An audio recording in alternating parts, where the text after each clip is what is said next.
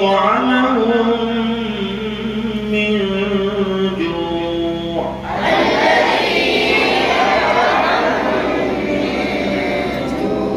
وآمنهم من خوف.